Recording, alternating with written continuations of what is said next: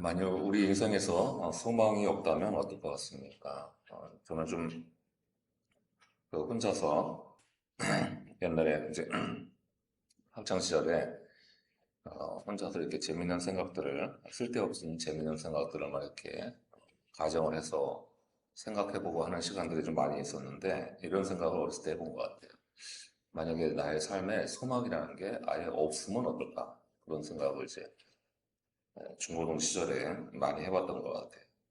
제가 아마 그 고민을 계속했으면 철학도가 됐을 거예요. 철학가를 지망하게 됐었으니까 하길래 그랬을 건데 어쨌든 여러분 그런 생각 해보신 적 있어요? 여러분의 인생에 소망이 그 자체가 없으면 우리 인생이 어떨 것인가 하는 것을 한번 생각을 지금 해보시기 바랍니다. 여러분 이렇게 될 거예요. 모든 종류의 기대와 바람과 진로가 자기 예상대로 안 됩니다. 예상대로 안 되는 것만이 아니고 기대할 수 있는 것이 없기 때문에 그리고 문제가 이렇게 됩니다. 소망이 없으면 사랑하는 사람을 만나도 그 사랑의 결실이 맺어질 거라고 기대할 수가 없습니다. 그래요. 지금 뭐 결혼하셔가지고 이렇게 살고 계신데 그 만났는데 서로 마음에 들어서 만났는데 이게 결실을 이룰 거라고 기대할 수조차 없어요.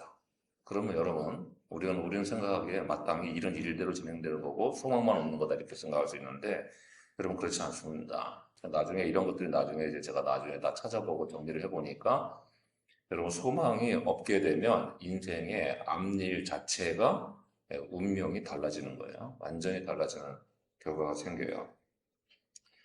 소망이 없으면 단순히 기대할 만한 시간이 없는 것이 문제가 아니고요. 기대할 만한 시간이 없게 되면 그 자체로 죽음에 이르는 파멸로만 가게 되는 거예요. 왜냐하면 살아있게 되는 게 그 자체가 사는 것도 소망이기 때문입니다. 그래서 그 인생이 살아있는 생동력을 모두 다 놓치게 되는 심각한 문제가 생깁니다. 만약에 사랑하는 사람을 만나는데 그 결실이 생길 거라고 기대할 수조차 없는 현실이라면 그럼 당연히 파국으로 가는 거잖아요. 그죠? 우리가 기대할 수 있는 바는 좋은 건데요. 그 좋은 게 아예 없어지는 겁니다. 그래서 소망이 없어지는 거는 소망이 안 생기는 거는 좋은 일 자체가 세상에 존재할 수 없게 되는 완전한 깜깜한 암흑의 세상을 만드는 거예요. 그래서 전부 나쁜 일만 생기게 됩니다. 소망 자체가. 우리는 소망은 단지 바라는 거라고 생각하는데 그렇지 아니하고 소망으로 기대할 수 있는 것들이 세상에 존재하지 않게 되는 기반이 되는 겁니다. 그래서 우리는 소망을 헛된 상상이라고 생각하지 않는 거예요. 우리 인간이라는 존재에게 소망은 단순히 하나의 기대감이 아니라 생존의 필수적인 문제가 되는 것입니다. 그래서 소망은 이 땅에서 죽음을 피할 수 없는 존재들이 죽음의 실존을 넘어설 수 있는 중요한 선물로 만들어진 거야. 이게 하나의 시스템이다 그 말입니다. 사람이 범죄하였는데도 소망이 남아있도록 하나님이 베푸신 시스템이었던 거예요. 그러니까 이게 굉장히 중요한 선물이죠. 오늘 사도 바울이 고린도 교회에 바로 이렇게 우리의 죽음을 넘어서는 부활의 소망에 관한 가르침을 들려주는데 이게 부활과 소망이 또 어떻게 연결되어 있는지를 우리가 좀 생각해 보면 오늘 아침에 부활하신 주님으로부터 오는 소망이 무엇인가 하는 은총을 우리가 다시 되새길 수 있을 것입니다. 첫 번째로 사도 바울이 말씀하는 이 부활에 관한 소망 가운데는 변화라는 것이 들어있습니다. 51절을 부활에 관한 비밀을 알려주는 가르침으로 시작하는데요. 곧 부활은 죽음을 피할 수 없었던 우리 육신의 존재가 죽음을 넘어서서 영원한 생명으로 변화할 수 있는 가능성을 들려주는 것입니다. 오직 죄 때문에 죽음이 이 땅에 들어온 거라서 모든 인간은 죽음을 피할 수 없게 됐죠.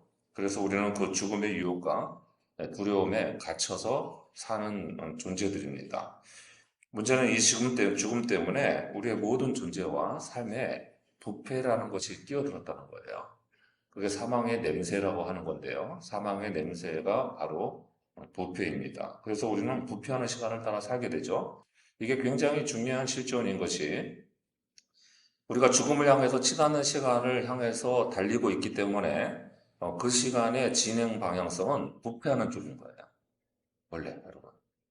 네, 근데 이 부패가 여러분 육신의 부패만 생기는 거냐 말이에요. 우리 존재가 부패하는 거기 때문에 육신만 부패하는 게 문제가 아닙니다. 육신도 물론 부패해가면서 점점 여러모로 망가지다가 사망에 이르게 되죠.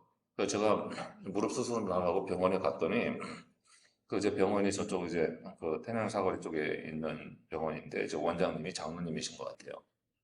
그런데 제가 이게 무릎이 이렇게 돼가지고 이랬다고 지금 뭐 이렇게 한참 이제 얘기를 하니까 그러니까 이제 말씀을 그렇게 하시더라고요. 사람이 쓰다 보면 다 망가지는 거예요, 원래. 망가져서 이렇게 문제가 생기는 거야. 그러니까 망가진 거 고치려고 병원이 있는 거고, 병원에 오실 수 있으니까 된 겁니다. 뭐 이렇게 얘기를 이제 좀 뭐 이렇게 약간 좀 재밌게 말씀을 하시더라고요. 이제 그렇게 얘기하시는 거예요. 그러니까 우리가 망가지는 삶을 살고 있는 거예요.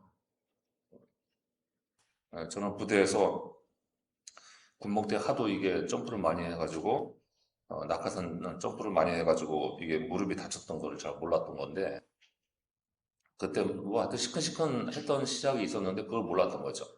그러고는 한참 뭐 모른 채로 운동을 하니까 계속 거기가 데미지가 쌓여서 이제 뭐 연골이 다 찢어지고 발을판 다 찢어져서 날아가고 이렇게 돼서 이제 긁어내고 이런 시간을 가져왔는데요. 이게 힘이 있고 부패하지 않는다고 하면은 그 상태가 유지가 됐겠죠, 계속. 그런데 계속 약해지면서 망가지는 거예요. 그래서 결국 사망에 이르는 운명에 가잖아요. 근데 육신의 부패만 여러분 부패하는 게 아니죠. 이 부패는 우리의 모든 삶의 영역에서 일어나니까 더 심각한 문제가 생깁니다. 여러분 건강만 부패하는 게 아니고요. 우리의 마음도 부패하잖아요. 극단적으로 자기중심적이고 이기적으로 부패하게 됩니다. 원래 부패한 본성을 가지고 태어났으니까요. 그 방향성이 결정이 되어 있는 거죠. 그런데 여러분 이기적이고 자기중심적인 부패가 이 세상의 모든 평화와 평안을 깨뜨리는 불화와 분열과 그 증오와 그리고 분노까지 또 파괴가 일어난 것을 보잖아요. 지금 우리네 사회가 얼마나 극단적으로 양극화되어 있습니까? 그러니까 여러분 이게 정치 지도자들이 너무 못됐다고 생각하고요. 이건 백성들이 분열되는 건 신경 쓰질 않아요. 그냥 자기네 이득과 자기네 어, 필요한 것만 지키면 되니까 어, 국민들이 편이 갈라져서 나라를 쪼개먹을 정도가 된다 하더라도 신경이 안 쓰이는 거예요. 여러분 이 정도로 일단 지도자가 잘못이고 백성들도 되게 잘못이죠. 백성들도 그 편에 왜 마음을 담가가지고 양쪽으로 나뉘냐고요. 그러니까 여러분 이 주변에 어느 쪽으로 치우쳐 있는 사람들은 만나지 마세요. 그 사람들은 항상 분열을 조장할 수 있는 가능성이 있는 사람들이에요. 그 사람들하고 뭐 대화해 보세요. 항상 극단적으로 자기 편이 아니면 편을 가르잖아요. 편을 가르고 분열을 일으키잖아요. 그러니까 친구들하고도 밥 먹다가 정치 이야기 나오면은 뒤집어진다요, 밥상이. 그런데요. 그러니까 그 정도 상황이 되면은 뭐 이게 뭐 모든 것을 다 부패시키는 거잖아요, 이미. 이 부패가 얼마나 심각한가 하면 자기가 잘못하고 있음에도 불구하고 바른 쪽으로 나아갈 생각을 안 하고요. 상대방이 잘못됐거나 상대방을 원망하는 쪽으로 흐르게 됩니다. 그게 오늘 이 정치의 현실에 갈라지는 우리들의 사회 분열상이에요. 그래서 우리가 정말 그리스도인들은 절대로 양쪽에 가담하시면 안 돼요. 그리고 오히려 중재자로 나서고 중간에 서서 가운데 서서 이쪽 저쪽을 다 타이르고 좀 화해시키고 하는 쪽으로 가야 되는 거예요. 그런데 여러분 오늘날 교회도 다 쪼개져 있잖아요. 교회도 이건 제가 절대로 이게 정치적인 입장에서 얘기하는 게 아니고요. 교회도 대부분 우경화돼 있습니다. 그리고 일반 교회가 다 우경화됐어요. 태극기라고 하는 거에 우경화돼 있고 반공이라는 것과 기독교 신앙을 지키는 것에 옛날에 트라우마가 있었잖아요. 우리는 그 역사가 있기 때문에 항상 이제 공산주의에 핍박을 당했다고 하는 상처가 있기 때문에 그게 국가 이미지와 안보와 연결이 돼서 그쪽으로 흘러가서 대부분의 교회 지도자들이 다 되게 우경화되어 있어요. 저는 그거 자체가 잘못됐다고 생각해요. 예. 목회자는 항상 중간에 서서 양쪽을 다 살펴야 되고 양쪽을 다 아우르기도 해야 되고 양쪽을 다 비판적인 시각으로 잘못을 지적하기도 해야 되는 거예요. 그런데 어느 한쪽에 치우치면 벌써 그게 부패한 거예요. 여러분, 이런 식으로 부패가 여러 가지 면에서 나타나게 됩니다. 그래서 부패는 사망의 냄새입니다.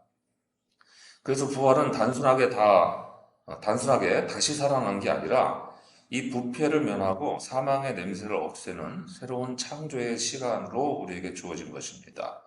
우리가 이런 부패상을 벗어나는 일이 얼마나 간절한 문제인가를 한번 생각을 해보세요. 우리 주님께서 그렇게 부패하고 썩어져가는 우리의 존재를 다시 살아날 수 있는 부활의 몸으로 변화시켜 주시겠다는 약속이 우리에게 주어진 건데, 이게 정말 간절하고 절실한 문제를 해결해 주신 은총이라는 것을 생각을 해볼 줄 알아야 됩니다. 그래서 부활로 변화될 몸을 얻었다는 것 자체를 생각할 때에, 그 말씀을 들을 때에 우리가 부패하는 세상에서 부패하지 않을 수 있는 능력을 얻게 됐다는 사실을 생각해야 그 은총이 얼마나 큰 것인지를 알 수 있다고 하는 것입니다. 여러분, 지긋지긋하지 않아요? 사람들이 싸우고 치닫고 이러는 게 분열이 일으키고 그러는데, 이게 부패상의 모습인데 이게 정말 지긋지긋하지 않습니까? 정말 이런 뉴스를 우리가 듣고 살아야 되는 게 맞나요? 저는 이런 생각을 해본 적이 있어요. 저도 하나의 국민인데, 그죠? 참정권이 있는 국민인데 그 분열하고 싸우는 소식을 안 들을 권리가 있지 않을까요? 예. 물론 제가 커팅해서 필터링하고 안 들으면 되는데요. 안 들을 수가 있어요. 주변에서 예, 들려오는 얘기가 다 그건데요. 그러니까 이런 상황에 대해서 쓸데없는 생각을 해보는 거죠. 그 정치에 관한 입법을 하나 해서 분쟁을 일으키는 정치인은 퇴출시킨다는 무슨 삼진 아웃제 이런 거 만들어 놓으면 좋지 않겠나. 이게 아주 나이브한 생각이죠. 정치 현실을 아무도 몰라서 하는 생각인데요. 어쨌든 그런 정도로 그런 생각이 들어요. 저는 정말 사회가 이렇게 안 살았으면 좋겠어요. 이렇게 갈라져서 싸우고 편 가르고 이런 부패상을 안 보았으면 좋겠단 말이에요. 그러니까 이런 것들을 보면 이게 사망의 냄새인데, 이것으로부터 우리를 거듭나게 해주실 부활의 은총이 우리에게 주어진 것이니, 우리가 부활체, 그죠? 부활할 수 있는 몸으로 바뀌는 그 변화가 정말 우리에게는 아름다운 소망을 보고 사는 거죠. 적어도 우리가 이 땅의 분열상은 하늘나라에서 안 볼 수 있잖아요. 그쪽으로 향하여 갈 수 있잖아요. 우리라도 이 땅에서 그렇게 안 살 수 있는 방향으로 갈 수 있는 길들을 제시받고 있잖아요. 그리고 그럴 수 있는 길들을 실천할 수 있는 능력들을 부여받고 있지 않습니까?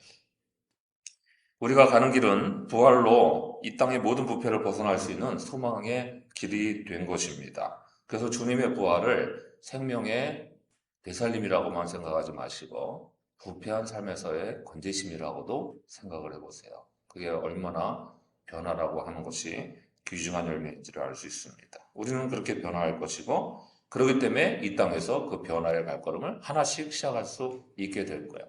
우리가 그래도 주님을 사랑한다는 그 사랑 때문에 누군가를 돌보기도 하고 미워하는 대신에 아껴주고 살펴주고 이렇게 할 수 있는 가능성이 이 부패를 면하게 해주신 주님의 부활의 능력 때문인 것을 알게 됩니다.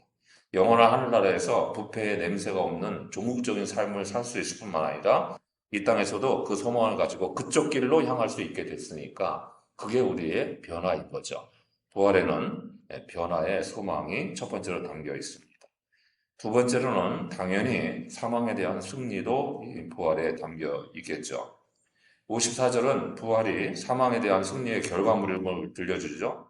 그런데 이것은 동시에 이 땅에서는 사망의 승리의 원인이 되기도 합니다.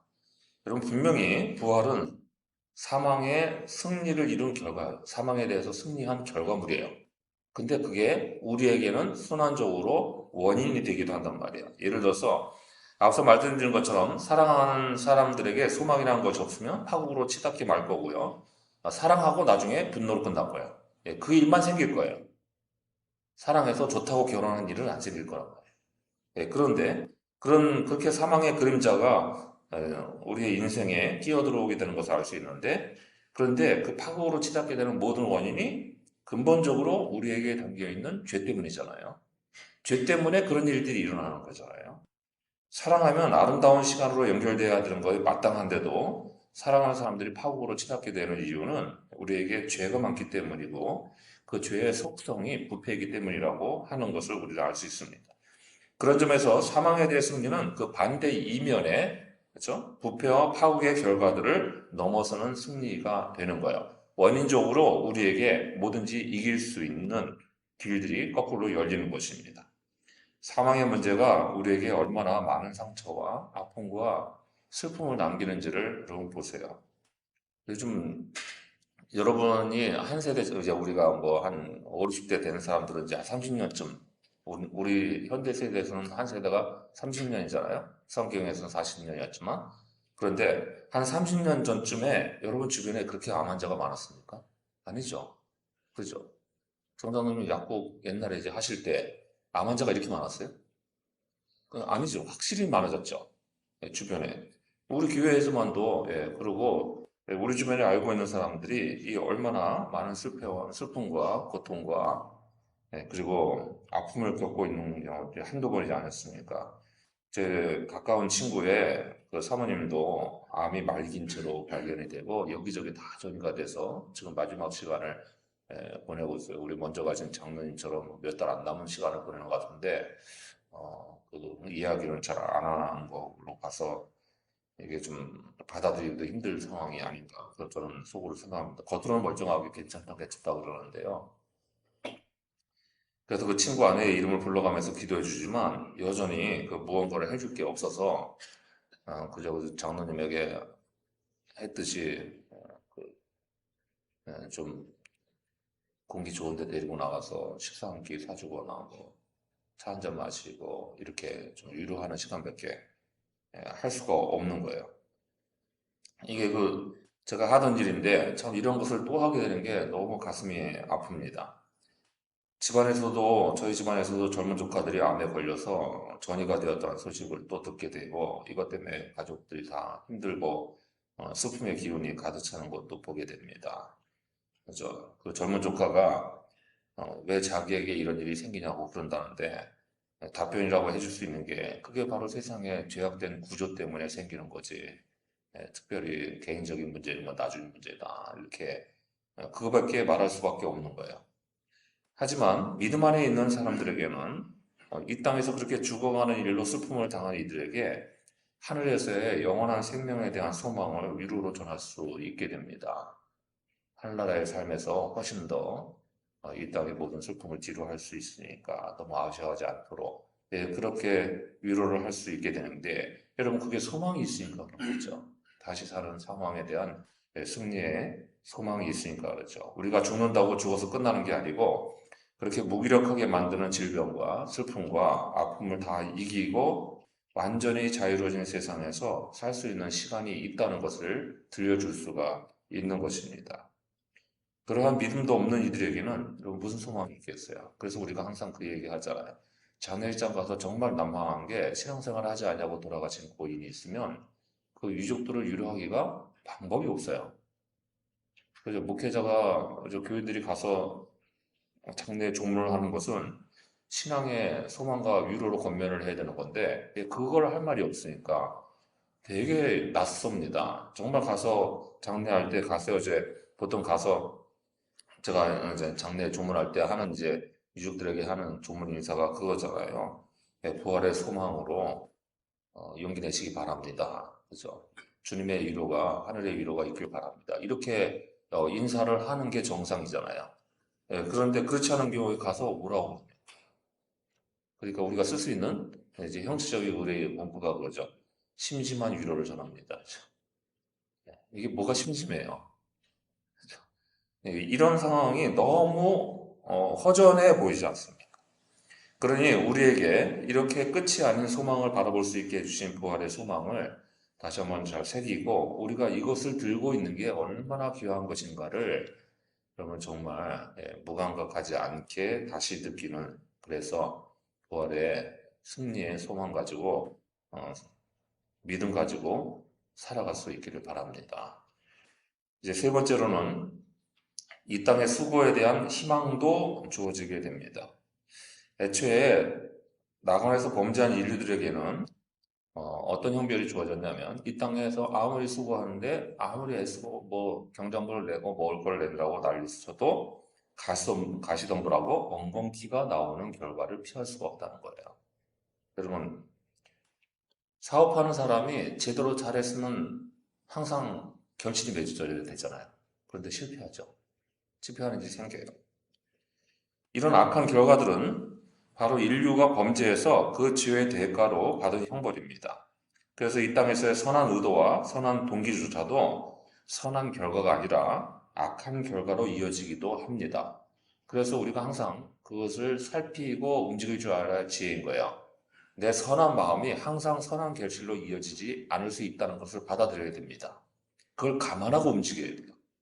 그죠? 내 마음은 선한 뜻으로 일했으니까 하고 잘못 행하게 되면 항상 이게 오히려 상처를 줄 수도 있고 잘못된 결과도 나올 수 있기 때문에 우리가 이 죄악의 구조 가운데 살고 있다는 사실을 현실을 직시하고 움직여서 행동을 해야 됩니다. 그러니까 얼마나 신경 쓸 게 많아요. 그래서 마음은 좋은 뜻인데 그게 좋은 뜻으로 비춰지기까지 만드는 것도 힘든 일인 거예요.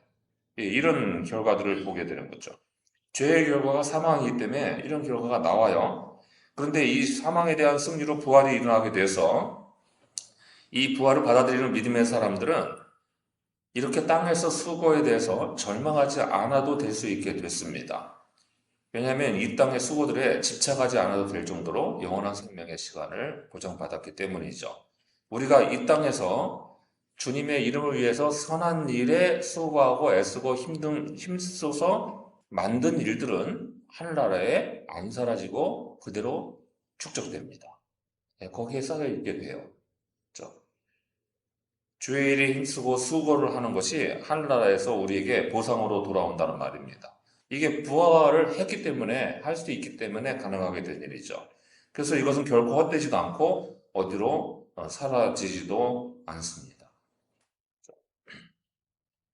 오히려 그것이 하늘의 보화가 되어서 하나님 앞에서 칭찬받고 보상을 받는 귀한 투자가 되는 거죠. 주님의 이름을 위해서 이 땅에 수고한 모든 일들이 하나도 땅에 떨어지지 않고 하늘나라에서 하나님 앞에 그대로 쌓이게 됩니다. 사도 바울이 고린도 교회에서 꽤나 고생을 하셨단 말이에요. 그 교인들이 좀 심성에 밭이 좋지를 않아서 사도 바울이 아주 모멸적인 인격 모독을 당하면서도 일을 한 적도 있는 거예요. 물론 고린도 교인 전부가 그런 게 아니고 고린도 교인 중에 일부가 그런 사람들이 좀 극렬한 사람들이 있었고 나중에 이제 사도 바울이 오랫동안 거기서 목회를 하니까 그 사람들이 정리가 되고 고린도 교회가 사도 바울에 다시 사죄의 인사도 보내고 뭐 이렇게 해서 정리가 나중에 잘 되기는 한 것 같아요. 근데 중간에 그런 말을 듣는 것 자체가 여러분 얼마나 힘들겠어요. 그 여러분 이제 제가 뭐 설교하는데 어쨌든 제가 뭐가 약한지는 잘 알잖아요. 제가 어쨌든 뭐 언변을 잘 구사하는 사람도 아니고 듣기 좀 말씀 전하는 기도해 주셨는데 정말 듣기 좋은 말로 포장을 하려는 생각도 없거니와 또 그렇게 하려면 하겠죠. 제가 뭐 수사하고 공부 안 한 것도 아니니까. 그런데 그렇게 하지 못해서 딱딱한 설교를 하고 그러는데 교인들이 저한테 대놓고 만약에 그러고 대놓고 뒤에서 뭐라고 그러는 거는 뭐 대통령 뒤에서 욕한다 그러는데 대놓고 했어요. 목사님 설교 왜 그따위로 하십니까? 이런 말을 한마디를 직접 듣는다고 해보세요. 그거 목사답지 못하게 왜 그런 설교 하세요? 뭐, 목사님 권위가 하나도 없네요. 설교의 권위가 하나도 없어요. 뭐 이런 소리 들어보세요. 그럼 제가 다음 주에 와가지고 설교할 의욕이 생길까요? 물론 이제 어, 사명감과 책임감과 의무감으로 할 수는 있겠죠. 그런데 설교 시간에 이게 아이 컨택이 있고 영적인 교제가 일어나야 설교를 하는 맛이 있는 거고 그게 설교를 하는 의미인 거죠. 그거 없이 그냥 관계가 그렇게 불편하고 힘든데 나는 그냥 의무감으로 주신 거 하니까 내일을 하겠습니다. 그리고 애정과 사랑이 하나도 없이 존경이 없이 그렇게 하는 설교는 무슨 의미가 있냐고요. 그렇죠. 최소한의 뭐 의무감으로 했으니까 최소한의 결실을 맺을지 몰라도 별로 어림도 없죠. 그리고 그렇게 그런 상태에서 받아들이는 사람들이 제대로 받아들이겠어요. 그러니 뭐 모두가 다 애쓰고 힘들어서 했는데 결실이 좋지를 못하는 거죠. 완전히 반감되는 이런 일들이 생길 거잖아요. 그런데 그 시간에 사도 바울이 이 소망을 가지고 살았다는 거예요, 자신도. 그렇죠? 이 땅에서 그렇게 애쓰고 자기가 죽을 고생하면서 이따가 이제 아침에 이와 관계된 다른 이제 본문을 말씀을 드릴 건데 그런데 그렇게 애쓰고 쓰고 할 수 있었던 이유가 이거 하늘나라에서 어디 가지 않는다는 것을 확신했기 때문입니다. 부활한 다음에 이것을 하늘에서 주실 면류관으로 사도 바울은 확신하고 있었기 때문에 그 시간을 잘 견딘 거죠. 그 시간을 잘 견디고 나서야 고린도 교회가 돌이켰던 것을 보게 돼요. 그러니 우리의 수고가 헛되지 않습니다. 여러분이 어쨌든 이거 아침에 이렇게 나오는 것도 집이 멀리 계신 분들은 새벽에 일어나서 또 알아둔 거 해야 되고 다 고생이잖아요. 고난주간에 나와서 기도하시는 것도 그러고 우리 잘 안 해본 거죠. 일반 교회에서는 분위기가 좀 다른 거예요. 안 나오면 큰일 나는 분위기인데 우리는 이거 안 하던 짓을 해야 되는 그것도 하나의 힘든 시간이 될 수 있는 건데요. 그래도 꾸역꾸역 나와서 기도하고 예배드리고 앉아있는 것들은 다 어디 안 간다. 오늘 우리는 주님의 부활의 시간을 송축하고 기리기 위해서 주님 부활하는 시간에 맞춰서 예배를 드렸습니다. 이 부활의 열매가 바로 나의 열매가 되는 것을 믿음으로 받아들이기 위해서인 거죠. 그러니 이 땅에 어떠한 수고도 믿음으로 하는 일들은 하나도 땅에 떨어지지 않냐고 헛되지 않는다. 이게 또 부활에 담긴 우리의 소망이다 하는 것을 기억하시고 주를 위한 일에 힘써서 헌신하고 이 소망 붙들고 이 땅의 모든 문제들을 넘어서는 부활의 능력들을 구가하며 살아갈 수 있기를 바랍니다. 기도하겠습니다.